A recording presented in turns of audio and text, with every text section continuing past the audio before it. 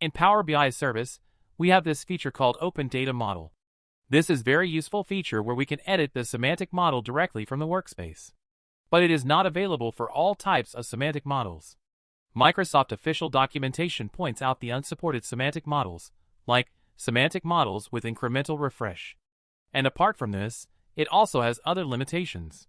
For example, you can't do anything with Power Query Editor, or you can't add other data sources. In this video, I am going to discuss about another option, which does not have these limitations. So without a further ado, let's get into it.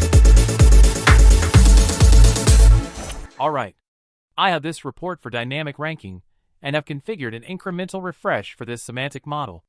If I try to download this PBIX file, it throws error, because it is not allowed for the models with incremental refresh.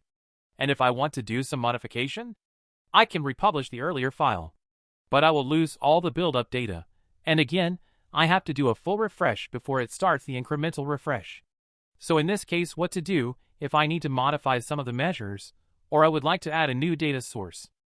For example, I would like to add the store table, and then would like to add a measure to count the number of stores. So first of all, I will go inside Power Query Editor and add the store table. Don't worry, I am not going to publish this PBIX file to replace the existing one in my workspace.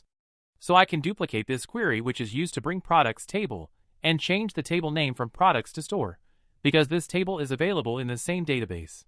I can rename this to store, and then close and apply the transformation. After this table is loaded, I will create a new measure to count the number of stores. The expression for this measure is pretty simple. Here I will calculate the distinct count of store, where the store closing date is greater than max available date in the context. Now, I can use this measure to count the number of stores.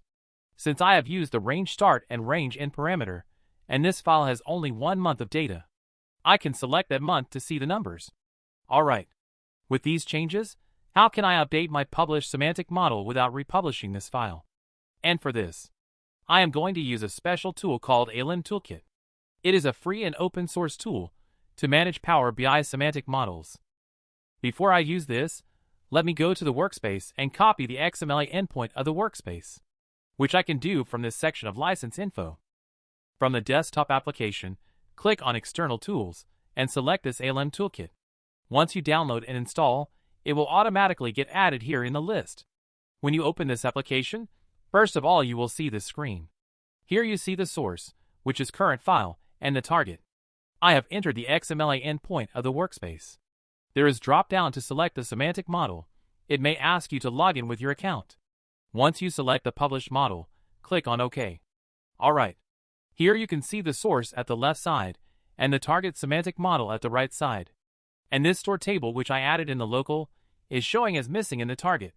It is also suggesting me to create or skip this change. With Create selected, click on Validate Selection. Verify the changes, and then click Update. It may again ask you to log in with your account, and then shortly you will see this deployment status. Now you can see, I have this table and measure at both the places.